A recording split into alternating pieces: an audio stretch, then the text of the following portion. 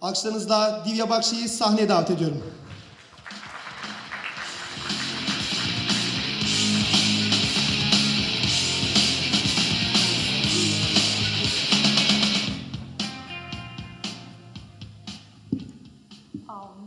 Good afternoon, everyone. Hi. I see some new faces. I see some old ones. For those of you who do not know me, I, again, couldn't understand what Burkai said, but I'm Divya, and I handle Asia Pacific and Turkish markets for Radix. I was here last year, There were, some of you. I was here busting the myths around new TLDs. I was talking about misconceptions which new TLDs faced.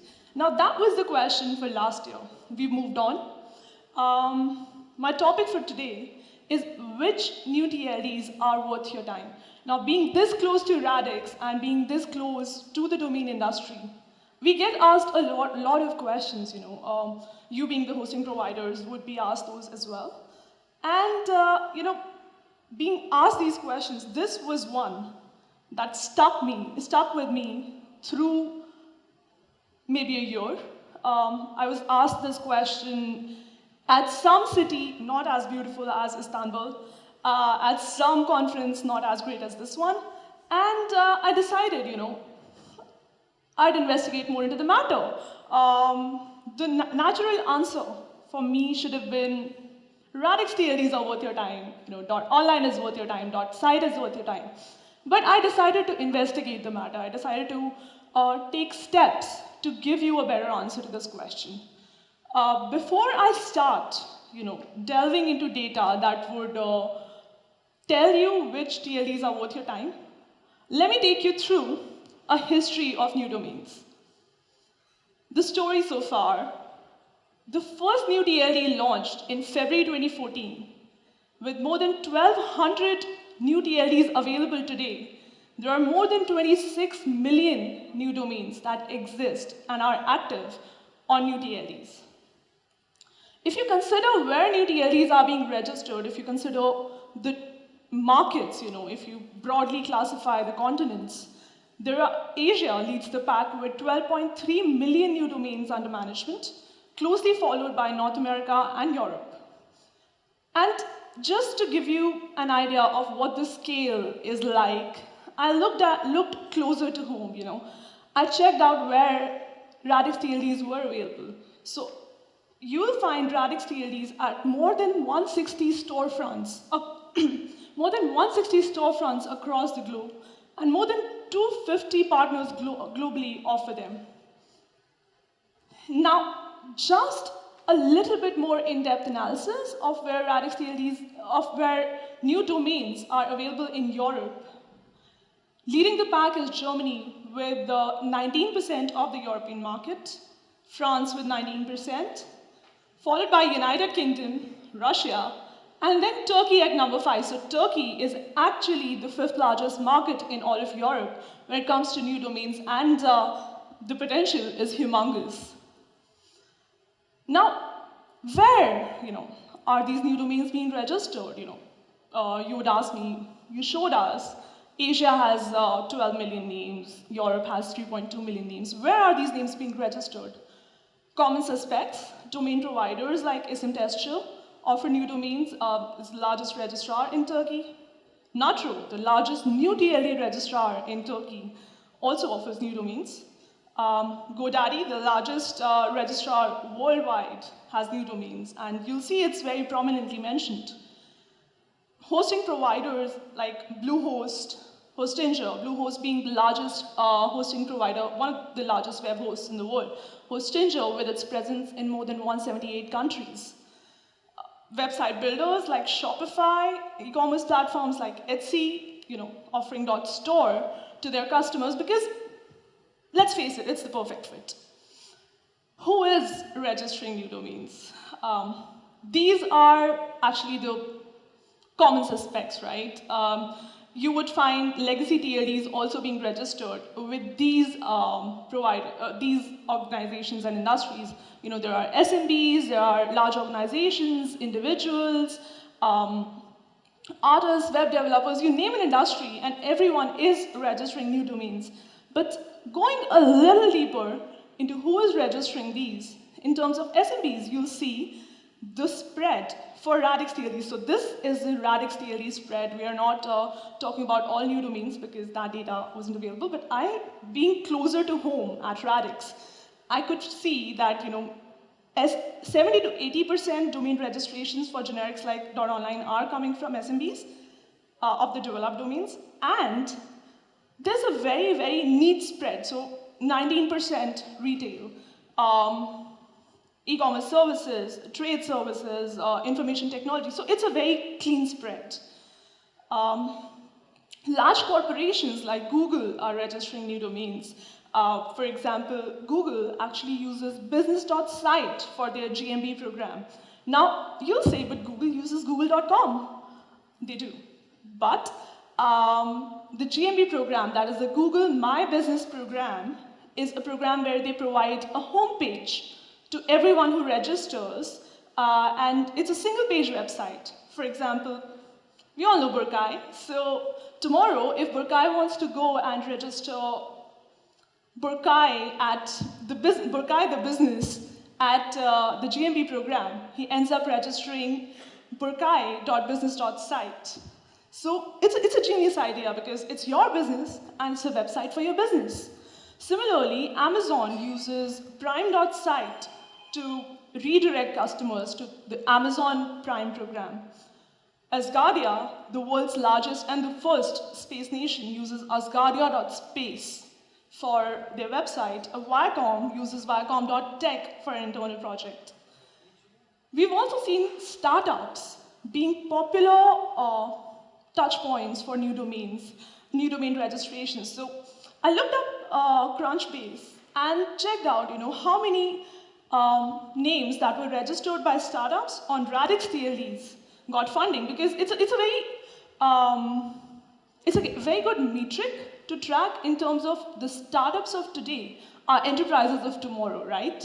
So last year alone, more than 25 startups on Radix TLDs actually got $1.2 billion in funding. So by now, we know that where are new domains being registered? What is the story behind new domains? Who is registering these new domains? So you get the idea, right? Now, the big questions. So there are 1,200 new TLDs. You'll say, which one are worth your time? Now, I'm not going to take a lot of your time. I'm not going to tell you, let's look at the list of new domains and see which one is good, which one is bad. Nobody has that kind of time, do we? But it's really easy. And I tried to categorize new domains into two categories. One being industry-focused TLDs, another being generic TLDs. So when you talk about industry-focused TLDs, you have .dentist, accounting, .bank, .law, .flowers, focusing on the industry. On the other hand, something that just tells about your presence online, .online, .site, .club, not tying you down to an industry, not tying you down to a specific geography. These are generic TLDs. So there's this philosopher who's a management philosopher, Mr. Deming.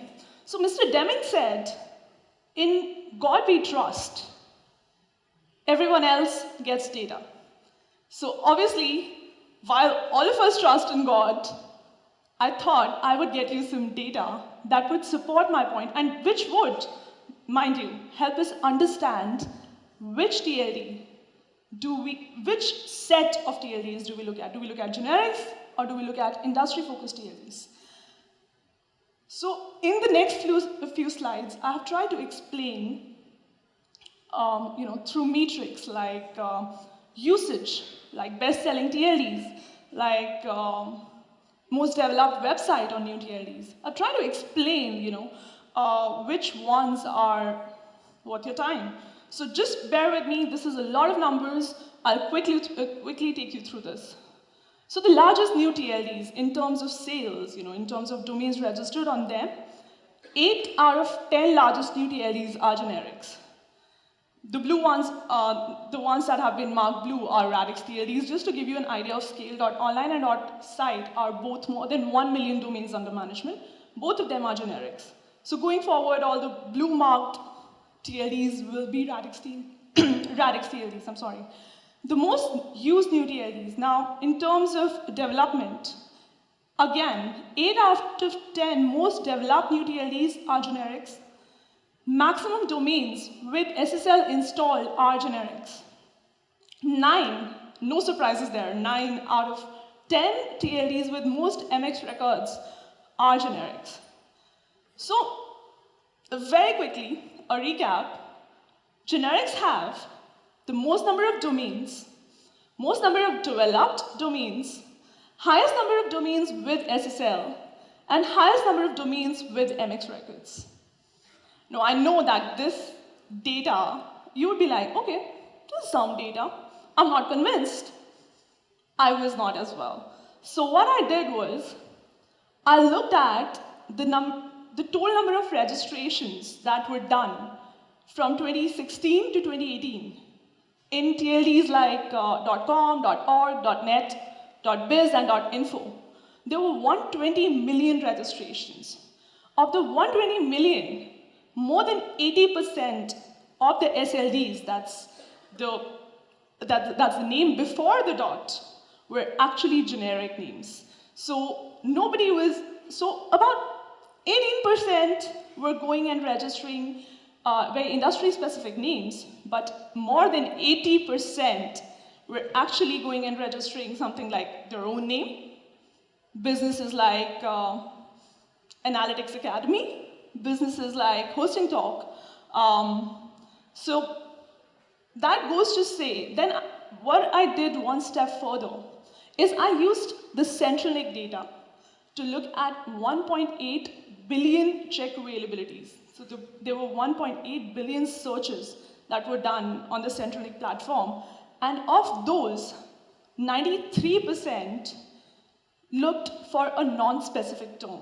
For example, again, individual names or company names. It wasn't something car, something pizza.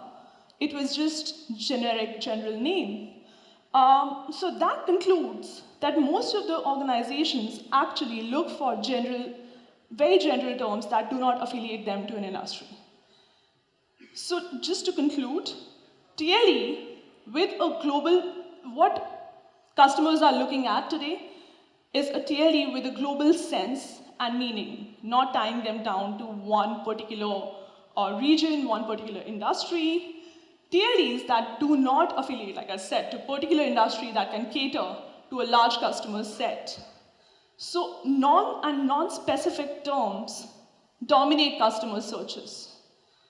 So, and there I had my answer, non-generic TLDs.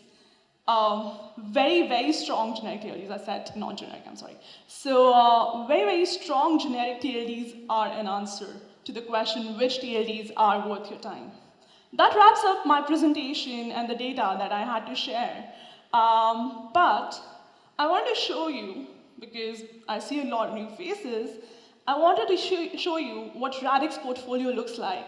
So we have 9 TLDs, and of those 9, most of you would not be surprised after this presentation to see that the most leading TLDs are generics, .online, .site.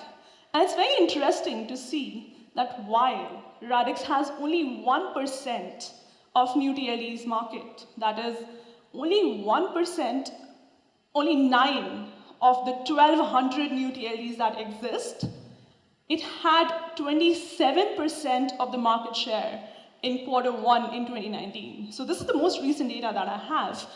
And that is a testament to the generics that we have. Wrapping it up, like I said, we are working with most of the registrars and hosting providers in Turkey. or like Natro is in Testure.